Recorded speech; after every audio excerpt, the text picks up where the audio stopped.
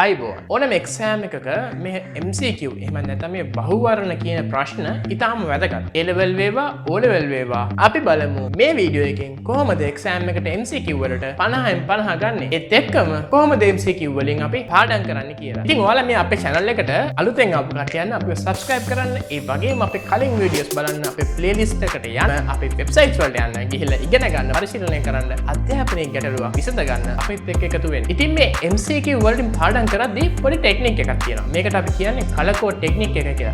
ඉතින් මේ MCQ වලට පාඩම් කරන මේ color code ටෙක්නික් එක අපි කලින් කතා කරපු power studying step එකේ එක දෙයක්. ඉතින් දැනටමත් ඔයාලා මේ power studying කියන්නේ මොකක්ද කියලා දන්නේ නැත්නම් මම කලින් වීඩියෝ එකක් කරා මේ power studying සහ ඕනෑම කෙටි කාලෙකින් කොහොමද exam එක ගොඩ දාගන්නේ කියලා. ඉතින් දැනටමත් මේ වීඩියෝ එක බලලා නැත්නම් මම link එක description එකේ දාන්නම්. ඒ වගේම මේ උඩ card එකක් දාන්නම්. ගිහලා බලන්න power studying එහෙම නැත්නම් කෙටි කාලෙකින් කොහොමද exam එක ගොඩ දාගන්නේ කියලා. අපි බලමු color code ටෙක්නික් එකෙන් අපි කොහොමද MCQ වලට පාඩම් කරන්න කියලා. එතකොට මම කලින් කිව්වා වගේ MCQ පේපර් එකක් එකපාරක් කරලා හරියන්නේ නැහැ. අපි එක්සෑම් එකට රෙඩි වෙනවා නම් MCQ ගොඩක් try කරන්න ඕනේ. ස්පෙෂලි හිතන්න අපි පාස් පේපර් එකක් නම් කරන්නේ පාස් පේපර් එක එකපාරක් කරලා හරියන්නේ නැහැ. හැබැයි කීප වතාවම කරන්න ඕනේ. ඉතින් මේ හැම වතාවටම ඔයාලට මේ color code ටෙක්නික් එක MCQ ප්‍රැක්ටිස් කරන්න උපයෝගී කරගන්න පුළුවන්. ඉතින් අපි දැන් බලමු මේ පළවෙනි උත්සාහයට කොහොමද අපි අපේ මේ color code ටෙක්නික් එක පාවිච්චි කරන්න කියලා. ඉතින් මේ color code ටෙක්නික් එකට අපිට විශේෂ වූ පාට තුනක් highlighters වල පාට තුනක් අවශ්‍ය වෙනවා. මොකද අපි ගොඩක් මේ colors එක තමයි මේ MCQ බහුවර්ණ විවරණය කරන්න යන්නේ. මොකද අපේ මොළයට අපි numbers එහෙම නැත්නම් මේ හරි වැරදි වලට වඩා පාට උපයෝගී කරගත්තොත් ගොඩක් වෙලාවට මතක හිටින්න ඒ වගේම මේ ධාරණ ශක්තිය වැඩි කරගන්න අපිට මේ colors ඒ වගේම මේ පාට උපයෝගී කරගන්න පුළුවන්. ඉතින් ඒකින්ද අපිට ගොඩක් අවශ්‍ය වෙනවා පාට තුනක highlighters තුනක්. ඉතින් මේ color code ටෙක්නික් එක MCQ වලට පාවිච්චි කරන විදිය මම MCQ 6ක උදාහරණයකින් පෙන්නන්නම්. මේ color code ටෙක්නික් එක පටන් ගන්න කලින් අපි කරන්න ඕන පොඩි දෙයක් තියෙනවා. අපි මේ උපයෝගී කරගන්න යන පාට තුනට highlighters පාට තුනට අපි විශේෂ අවස්ථාවලට නම් තබන්න යන්නේ. පළවෙනි පාට අපේ මේ කොළ පාට අපි පාවිච්චි කරනවා අපේ උත්තරේ හරි නම්.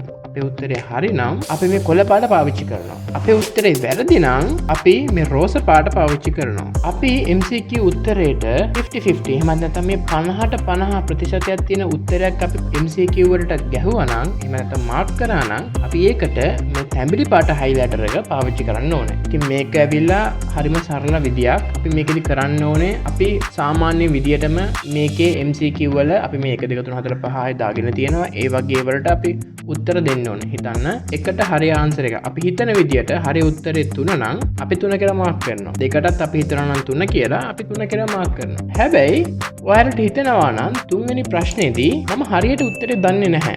මට චුට්ටක් ෂුවර් නැහැ වගේ අපිට මේකට උත්තරයක් දාන්න පුළුවන්. හැබැයි උත්තරයක් දාන ගමන්ම අපි දැනගන්න ඕනේ මේකට මේ තැඹිලි පාටින් පොඩි මාක් එකක් තියාගන්න. මොකද අපි දන්නවා මේ උත්තරේ හරි ගියත් වැරදි වුණත් මේකට අපි හරියටම උත්තරේ දන්නේ නැතුව මේ මාක් කරලා තියෙන්නේ. ඒ කියන්නේ අපි කියන්නේ මේකට 50-50 50-50 අරන් තමයි අපි මේ උත්තරේ ගැහුවේ. ඉතින් අපි මේක මාක් කරන්නේ මොකද මේක කරලා ඉවරුනාට පස්සේ අපි නැවතත් මේ MCQ වලින් පාඩම් කරන්න ඕනේ. මම අද ඔයාලට කියලා දෙන්න හදන්නේ MCQ වලට ඔක්කොම හරියන්නේ කොහොමද කියන එක වගේම MCQ වලින් කොහොමද අපි පාඩම් කරන්න කියන දේ. ඒකින්ද මේ දේ පාඩම් කරන්න මේ 50-50 එන උත්තර අපි ගහන 50-50 ගහන උත්තර මාක් කරන්න වෙන පාටකින් මාක් කරන්න අමතක කරන්නත් එපා. ඒ වගේමයි හිතන්න හතරවෙනි ප්‍රශ්නෙට උත්තරේ ඔයාලා දන්නේ නැහැ. දන්නේ නැත්නම් 50-50 නෙමෙයි නම් අපි කියන්නේ exam එකේදී කනා ගහනවා කියලා. කනා ගහන ෂොට් එක ගන්න ඇත්තටම මේ අවස්ථාවේදී මේකට මාක් කරන්න එපා. මේකට පොඩි ඉඩිකාරක් දාන්න. ඒ කියන්නේ ඔයාලටම අවංක වෙලා තේරුම් ගන්න මම මේ ප්‍රශ්නෙට උත්තරේ හරියටම දන්නේ නැහැ. ඒකින්ද බය වෙන්න දෙයක් නැහැ. මේ විදියට පොඩි ඉරිකැලකින් ලකුණු කරන්න. ඒ වගේම අපි අනිත් දෙකටත් මේ ආකාරයට උත්තර දෙකක් දාගන්න. අපි දැන් බලමු ඔක්කොම ප්‍රශ්න ටික ඉවර වෙලා අපි දැන් කොහොමද මේ MCQ හිතන්න පාස් පේපර් එක ගන්න ඔයාලට ගොඩක් කරලා පාස් පේපර්ස් වල උත්තර තියෙනවා. අපි දැන් බලමු මේ පාස් පේපර්ස් වල උත්තර කොහොමද මේකේ මාක් කරන්න කියලා. එහෙම නැත්නම් හරි වැරදි දාන්නේ කොහොමද කියලා අපි දැන් චුට්ටක් බලමු. එතකොට මේක අපි සාමාන්‍ය ආකාරයට හරි වැරදි දාන්න යන්නේ නැහැ. අපි මේකෙදි පොඩි සරල ආකාරයට අපි මේ කලින් පාවිච්චි කරන්න කතා වුණ පාටවල highlighters තමයි පාවිච්චි කරන්න යන්නේ. හිතන්න ඔයාගේ පළවෙනි ආන්සර් එකට තුන උත්තරේ හරි කියලා ඔයාලට තියෙන්නේ මෙහෙම කොළ පාටින් highlight කරන්න. එතකොට ඔයාලගේ මනස දන්නවා ඔයාලා මේ දේ ගොඩ කාලයක් ප්‍රැක්ටිස් කරපුවාම මේ කොළ පාට highlighter එක MCQ paper එක දකින්න ඔයාලා දන්නවා මේ උත්තරේ හරියටම හරි කියලා. ඊට පස්සේ අපි යමු අපේ දෙවෙනි ප්‍රශ්නෙට MCQ දෙවෙනි ප්‍රශ්නෙට. හිතන්න ඔයාලා දැන් මේ මාක් කරපු තුන්වෙනි උත්තරේ. එහෙම නැත්නම් දෙවෙනි ප්‍රශ්නෙට අපි හිතුවා ආන්සර් එක 3 කියලා. මේ උත්තරේ වැරදි නම් අපි මෙතනදී වැරදි ලකුණක් දානවට වඩා අපි හදන්නේ මේ රෝස පාටයකින් අපේ උත්තරේ මාක් කරන්න. ඒ වගේම හිතන්න ඊළඟ ප්‍රශ්නේ මේ තුන්වෙනි ප්‍රශ්නේ අපි අර කතා වෙච්ච 50-50 ප්‍රශ්නේ. මේකෙදිත් ඔයාලට පුළුවන් ඉස්සෙල්ලා ආකාරයටම කොළ පාට එහෙම නැත්නම් මේ රෝස පාට පාවිච්චි කරලා ඔයාලගේ උත්තරේ මාක් කරන්න. මම උදාහරණයක් විදියට මේ තුන්වෙනි ප්‍රශ්නේ උත්තරේ කොළ පාටින් මාක් කරන්න.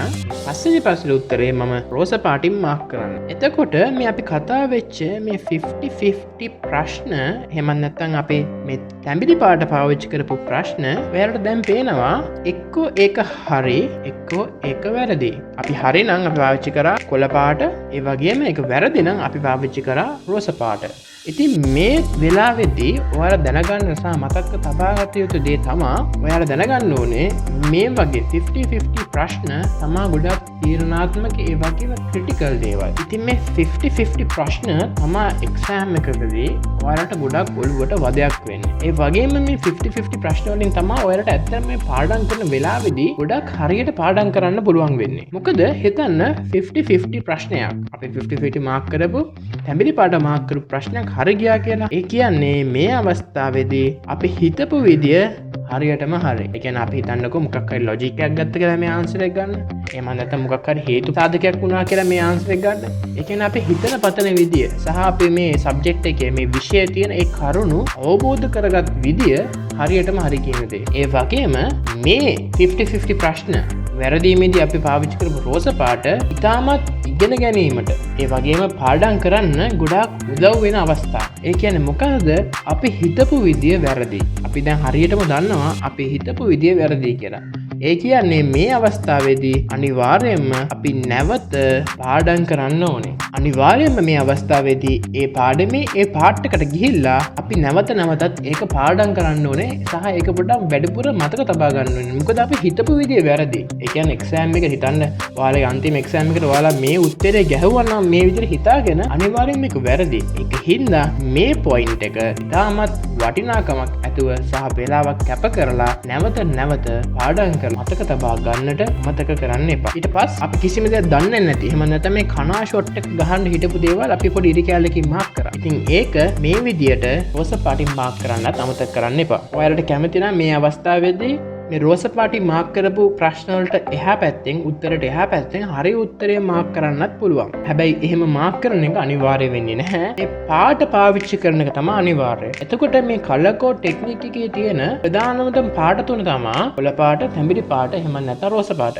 ඉතින් ඔයාලා මේ පාට තුන කියලා මම පාවිච්චි කරේ මේ පාට තුන කියලා මේ පාට තුනම පාවිච්චි කරන්න කියලා නියමයක් නැහැ. ඔයාලට එකිනෙකට වෙනස් සහ තමන්ගේ ඔළුවට දෙයක් ඉක්මනට මතක තබා ගන්න පුළුවන් පාට තුනක් පාවිච්චි කරනවා නම් ඉතාමත් හොඳයි. ඇත්තටම මේ හරි දේ මාක් කරන්න කොළ පාට එහෙම නැත්නම් කහ පාට වගේ පාටක් පාවිච්චි කරන්නත් වැරදි දේවල් වලට ටිකක් තද පාටක් පාවිච්චි කරන්නත් පුරුදු වුණොත් ගොඩක් කල් යද්දි ටික කාලයක් යද්දි මේ කලර් කෝඩ් ටෙක්නික් එකෙන් ගොඩක් ලොකු ප්‍රයෝජන ගන්න පුළුවන්. ඉතින් මේ කලර් කෝඩ් ටෙක්නික් එක මෙහෙම කරාට පස්සේ මේකේ ඊළඟ ස්ටෙප් එක වෙන්නේ අපි දෙවෙනි පාරට කරද්දි මේ කලර් කෝඩ් ටෙක්නික් එක මේ විදිහටම ඔයාලට කරන්න පුළුවන්. දෙවෙනි පාරට කරාට පස්සේ ඔයාලට පුළුවන් මෙහෙම සසඳද්දී ඔයාලට තේරෙනවා ඔයාලා වැඩිපුරම වරද්දන්නේ කොයි වගේ ප්‍රශ්නද කියලා. කොයි වගේ පාඩම් වල ප්‍රශ්නද කියලා. ඉතින් ඒවා වෙනම කොලයක ඔයාලට පොඩ්ඩක් මාක් කරගන්න පුළුවන්. එතකොට පාඩම් කරද්දී ආයේ කැලලට යන්න පුළුවන්. ගිහිල්ලා ඒක ආයේ පාඩම් කරන්න පුළුවන්. ඉතින් මේ ටෙක්නික් එකත් මේ ට්‍රයල් ඇන්ඩ් එරර් මෙතඩ් එකට යන ටෙක්නික් එක. ට්‍රයල් ඇන්ඩ් එරර් එහෙම නැත්නම් වැරදි කරලා තමයි අපි දෙයක් ඉගෙන ගන්න. ඉතින් මේක ඔයාලට පාවිච්චි කරන්න පුළුවන් ඕනම සබ්ජෙක්ට් එකක ඕනම MCQ පේපර් එකක් කරන්නත් ඒ වගේම ඒ MCQ පේපර් වලින් දේවල් ඉගෙන ගන්නත්. මොකද මේ අවස්ථාවේදී ඔයාලා ගොඩක් ඉගෙන ගන්න ඔයාලා දන්නේ නැති දේවල්. ඔයාලා දන්න දේවල් හරියනවා. හැබැයි දන්නේ නැති දේවල් ඉක්මනට ඔයාලා මාක් කරගන්නවා. ඒ වගේම මාක් කරගත්තට පස්සේ ඔයාලට පුළුවන් ඒ මාක් කරපු පාඩම් වලට සහ ඒ මාක් කරපු විෂය කේන්ද්‍ර වලට ගිහිල්ලා නැවත නැවතත් පාඩම් කරන්න. ඒ වගේම ඊළඟ ස්ටෙප් එක එහෙම නැත්නම් මේ ෆස්ට් ට්‍රයි එක නෙමෙයි සෙකන්ඩ් ට්‍රයි එක. ඒ වගේම තර්ඩ් ට්‍රයි එක. ඒවත් නැත්නම් ෆෝර්ත් ට්‍රයි එකක් වුණත් කරන්න පුළුවන්.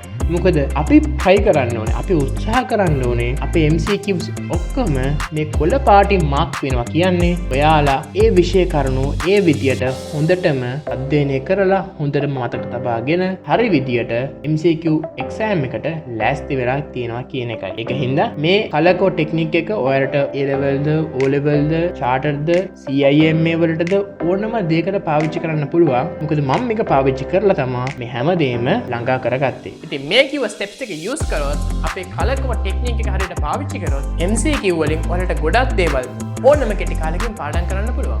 ඉතින් මේ කිව්ව ස්ටෙප්ස් වලට මේ කලකෝ ටෙක්නික් එක ඔයාලා පාවිච්චි කරොත් මම ගැරන්ටි කරනවා ඕනෑම එක්සෑම් එකක MCQ වලට එහෙම නැත්නම් මේ බහුවර්ණ වලට ලකුණු 50න් 50 ගන්නත් පුළුවන්.